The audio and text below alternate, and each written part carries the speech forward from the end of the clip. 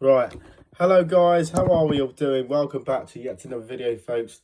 Today, it's been a brilliant day so far for the European Tour International Darts Open with the likes of this evening, the likes of William O'Connor, Kim Hybrex, Dave Chisnall, Joe Cullum and Rob Cross are through to the next round. So let's move on. Let's just focus on the Premier League, the final day. We know Arsenal won the Premier League already. Man United and Aston Villa already secure their Champions League places. Aston Villa won the Europa League. Also, Burnley and Wolves are relegated. So let's just end the final Premier League season to bring the curtains down to that. What has been a fabulous season. Thank you for our great support so far, from supporting the channel, and hit subscribe the button. Plenty along the way, surprise packages, of course, especially Sunderland, and a lot of shocks, going on in the Premier League. So let's kick on with the band. First up, let's do it alphabetical order. Brighton will face Man United. Brighton and Hove Albion can still get UEFA Champions League football, as the Seagulls welcome to Manchester United at the Amex Stadium down on the south coast. In his second season in charge, Fabian Hertzler and his Brighton side began the final day of the campaign sitting 7th in the table, 3 points behind FC Bournemouth with a better goal difference. If Aston Villa finish 5th, then 6 will get the UEFA Champions League. Either way, 7th and 8th will get some European football, with Brighton a point ahead of Chelsea and Brentford, 2 above Sunderland. And Manchester United have made a decision on their manager, with Michael Carrick, have given the job on a permanent basis after improving the Red Devils since his appointment as a terminated head coach back in mid-January. United coming into this one with a entertaining 3-2 defeat of Nottingham Forest at Old Trafford to extend their current unbeaten run of form to 5 matches as they secure 3rd place. Brighton were frustrated by a 1-0 defeat at the Allen Road against Leeds United last weekend due to a late winner scored by Dominic Calvert-Lewin. With the Seagulls becoming a little shakier after what has been an excellent spring, but the big thing for United is trying to get Bruno Fernandes one more assist to have achieved the most assists of any footballer in the Premier League history, having drawn a level with Kevin De Bruyne and Thierry Henry's shared record of 20 last week. Brighton aren't too convincing, and the opportunities made and come from the visitors, but both teams scoring seem to be a decent bet for this one. I'm going for Brighton to win 2-1 and to possibly secure European Tour, European place, of course. And then next up, Burnley versus Brighton. The final day can often bring some brilliant and entertaining dead rubbers. This is perhaps one of the most miserable, meaningless games in the Premier League history. And at the end of last month, Brighton partnered company with Scott Parker, and Michael Jackson was once again brought in interpreted coach, with the Clarets having endured a fairly woeful campaign with limitations in the final third exposes this season. Not Michael Jackson, who died in 2009. Burnley Mike Jackson, who is currently an interpreted head coach for Premier League club for Burnley. They have shown some fight this month, though, twice taking the lead in a 2-2 draw with Aston Villa at Turf Moor, before scrambling to a slender 1-0 loss to the champions Arsenal at the Emirates Stadium last week. Wolverhampton Wanderers could lift themselves off the bottom spot in the Premier League table as they head into the final day of the 2025-26 campaign, sitting just 2 points behind Burnley. That fairly effectively achievement of a club that size, Wolves, would be fairly surprising given how poor they have been since the return from March international break. They earned a 1-1 draw with Fulham at Molineux last weekend. So both teams will destined to play in the Championship next season. But what has been a terrible season, Burnley haven't won since coming from 2-0 down to defeat Crystal Palace in early March, which is when Wolves most recently won too, as they defeated Liverpool at Molineux. These two have been awful throughout the campaign, with just 7 victories and 63 goals scored between them, and a low scoring class regardless of their desire not finish bottom. But this is a decent bet for this one in Lancashire. Right, Wolves haven't won away league game all season, but I'm going for Wolves to edge it 1-0 in a low scoring affair. Then up next, Crystal Palace against champions Arsenal.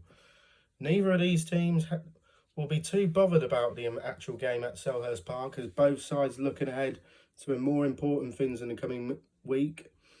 Oliver Glasner and his Crystal Palace side have bigger things to look forward to than this dead rubber at the end of the Premier League season, as the Seagulls prepare for the UEFA Europa Conference League final in Leipzig on Wednesday night.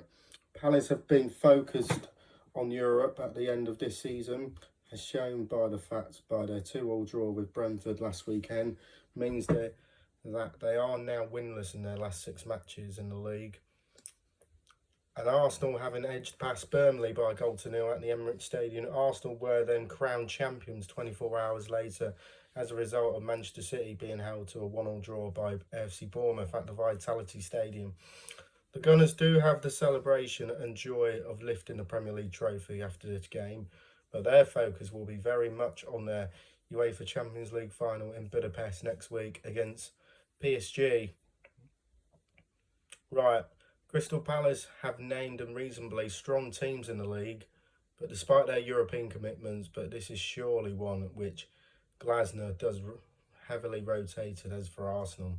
The same may well be the case. Arsenal's famous chat of a 1-0 to the Arsenal came as a result of their rock-solid defence of the 2003-04 campaign, when they won 9 games by a 0-0.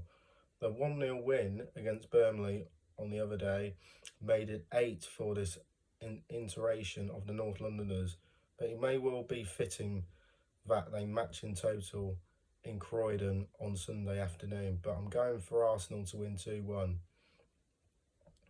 Right, let's move on to Fulham versus Newcastle. Fulham have blown the opportunity for this game to mean too much as they battle for a possible top half spot, but all's belted unlikely against Newcastle United at Craven Cottage. And it has been widely reported that Fulham boss Marco Silva will depart at the end of this season and link up with Benfica, replacing Jose Mourinho, who is set to be the appointed manager for Real Madrid once again. But the Cottagers have endured a frustrating few months as they drift to yet another mid-table finish following their underwhelming 1-1 draw with Wolverhampton Wanderers at Molineux last weekend. Eddie Howe has been heavily criticised by Newcastle United supporters this season, with the Magpies having endured a very inconsistent and underwhelming campaign as they sit firmly in the middle of the table in the Premier League. And that said though, the Tearsiders have now collected 7 points from their last 3 matches after they hammered a relegation-bound West Ham United side by 3-1 at St James's Park. Fulham's frustrating 1-1 draw with rock-bottom Wolves means the Cottagers have now managed just 2 victories from their last 10 matches across all competitions. Newcastle appear to be finishing with something of a belated and still unforgettable flourish for the visitors. Supporters will want to have a decent day out by the river down to the capital city, so signing with the Geordies appears the way to go for this one. I'm going for the Geordies to win 2-1. And next, Liverpool versus Brentford. Liverpool remain just about in danger of missing out of the UEFA Champions League qualification as they welcome European chasing Brentford to Anfield on Sunday, which I'll be at, of course. I'll be at Liverpool, of course, on Sunday. Arne Slot appears set to stay in charge of Liverpool despite heavy criticisms from the supporters of the Red Devils about inside the top five in the UEFA Champions League spots. All belted, only 3 points clear of FC Bournemouth. As a result, collecting just 1 point and conceding 8 goals from their 3 matches in the Premier League this month. A 6-goal swing with the Cherries would see Liverpool fall into the UEFA Europa League this weekend. Highly unlikely. And Keith Andrews and his Brentford side have finished unexpected strongly season. Quite poorly as the Bees blow a genuine tilt at the top 5, but they do remain in the hunt for a top 7 spot and potential European qualification. They fought back twice to a 2-2 draw with Crystal Palace at the G-Tech Community Stadium last weekend, meaning they have only been beaten relegated Burnley, relegation-bound West Ham United and 6th tier Macclesfield in their last 14 games. Liverpool lack any sort of cohesion in attack and control at the back. They should hold for a top 5 spot regardless of that, but they do here due to that aforementioned goal difference win that is unlikely to be greeted by the rapturous support. But Liverpool have kept just 2 clean sheets in 16 matches across all competitions and backing an entertaining affair of the visitors to punish the faded Reds in a decent bet on Merseyside. I'm going for Liverpool to win 3-1. Next up, Man City versus Aston Villa. Manchester City have fallen short in the Premier League title race, and it will be an emotional weekend as the UEFA Europa League winners Aston Villa head to the Etihad. Aside from departures of John Stones and Bernardo Silva, it has also been confirmed that this will be the last game in charge for Pep Guardiola after a 10-year stint in charge, with Enzo Maresca due to replace the trophy-ladded Spaniard. And even in his final season as an underwhelming one by his extremely high standards, City still have managed to win 2 trophies, winning the EFL Cup in March and then the FA Cup against Chelsea at Wembley Stadium last weekend. As for Aston Villa, for the 5th time in his managerial career, Unai Emery won the UEFA Europa League the other day. The Villains hammered Freiburg by 3-0 in Istanbul, and with the stunners from Yuri Tillmans, Emi Buendia as well as Morgan Rogers tap in. That came a few days after they had produced a fantastic performance to secure a top 5 spot and the UEFA Champions League qualification in the Premier League as they defeated Liverpool by 4-2 at Villa Park. With little to play for, City will likely send out a very strong side as they sneak to end the famous Pep Guardiola era with a bang. They take on an Aston Villa side, including their manager. If the social media is anything to go by, still to be a little under the weather from their midweek celebrations when they turn in Manchester. So a comfortable home win is to be expected for this one. I'm going for City 2-0.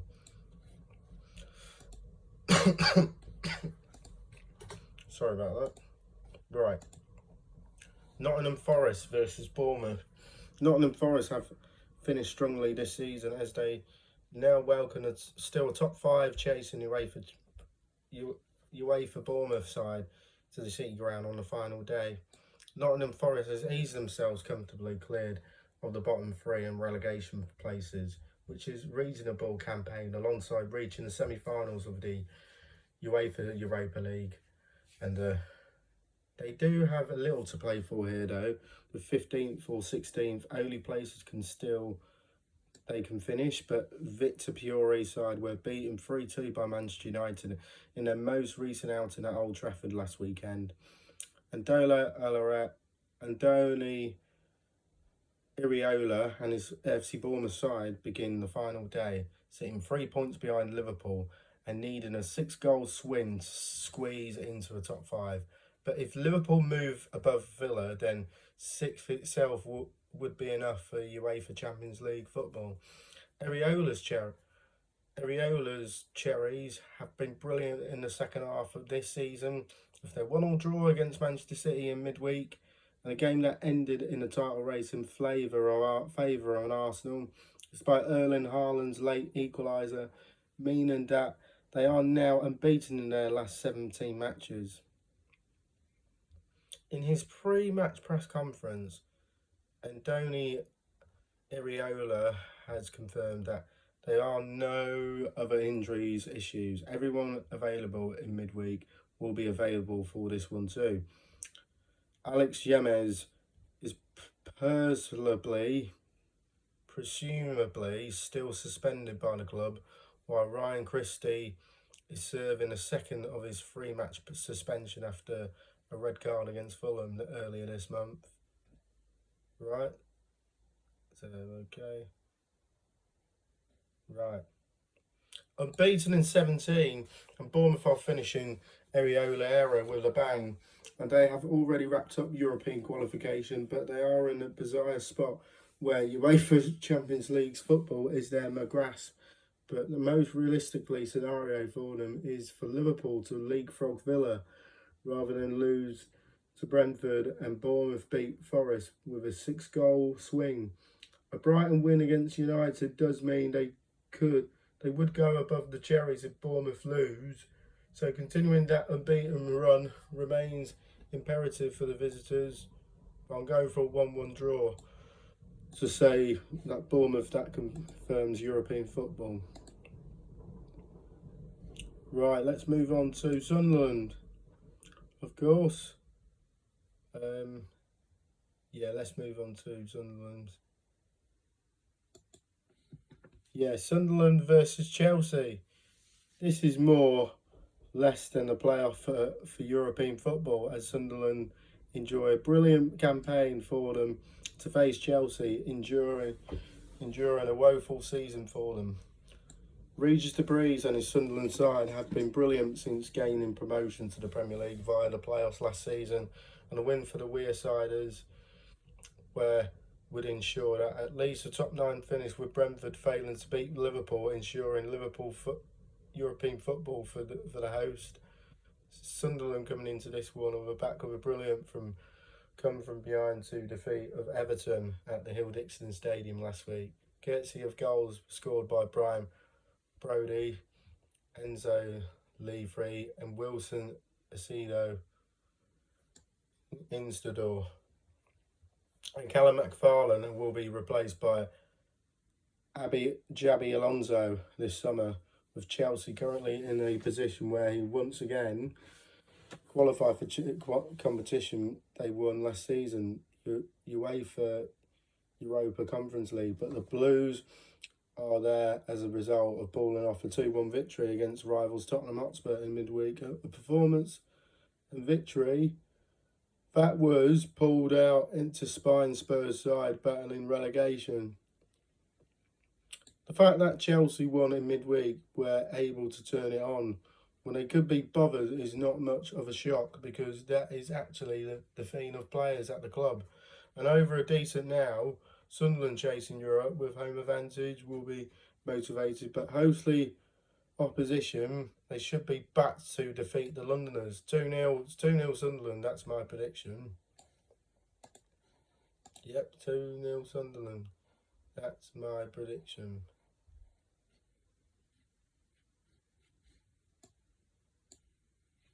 And 2 more before we wrapped up Premier League week 38. So, Tottenham against Everton. Tottenham Hotspur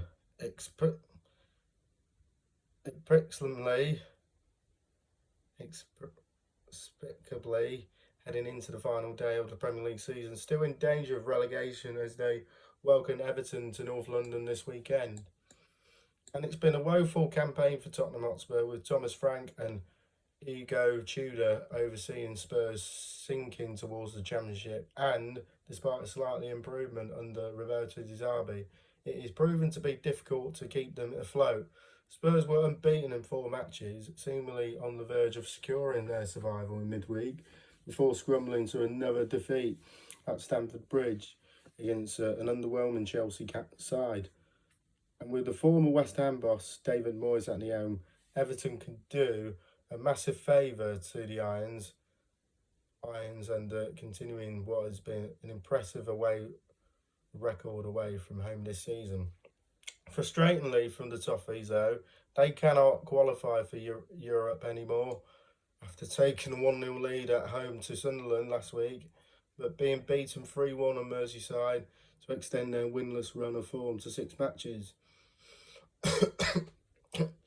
Due to their superior goal difference, Tottenham only need a point to survive. However, they are coming up against an Everton side that have the 6th best away record in the league, with only Arsenal and Manchester City have won more of them.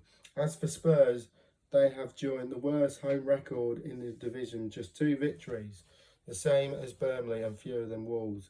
The pressure will still mount to be quite loud from the off, and it's Spurs start slowly here. Everton would really have fancied themselves to play a part of something potentially remarkable, but I'm going for a 2-2 draw to keep Spurs securing survival. And West Ham United versus Leeds. West Ham United do not have their fate in their own hands. All they can do is win, as they welcomed Leeds United to London Stadium on Sunday afternoon. West Ham United are once again relentless on David Moyes to keep them up. If his Everton side can win at Tottenham Hotspur Stadium, then West Ham win here would keep the Irons up and relegate Spurs on a dramatic final day. Nuno Espirito Santo's side looked as though they may push clear a club a month or so ago, but may have seen them endured 3 successive losses, fall into a miserable 3-1 hammering at the hands of Newcastle United last weekend. Daniel Farke was immediately under pressure for his job as Leeds United boss following their title-winning championship campaign last year, and now the Yorkshire Giants have enjoyed a very impressive season, and Farke has found his feet in the top flight as they push themselves towards the mid-table finish in the Premier League. And Leeds head down to the capital city on the back of an 8-match unbeaten run in the league, extended by a late defeat of Brighton over Albion last weekend. So West Ham are desperate, but they may help them with a win, trying to play constantly last week. Cost them dearly, but their game in the second half when they become a bit more gun-ho, and that is something Nuno should play in front with the home crowd behind them. Leeds have enjoyed a strong season, but will be on the beach. So to speak of their injuries, home win seems a decent bet, but I don't think so. I think Leeds will relegate West Ham, and I think Leeds will win it 2-1. That's my predictions then for the Premier League, week 38 on the final day. Leave on the comments below who will get relegated of Spurs or West Ham, and who will get Champions League. Likely will be Liverpool, and who will get one of these European spots out of Sunderland, Chelsea, Brentford, Bournemouth, and possibly Brighton. So leave on the comments below, and we'll see you in the next one. Thanks for our support, everyone. Good night. Bye. Peace out.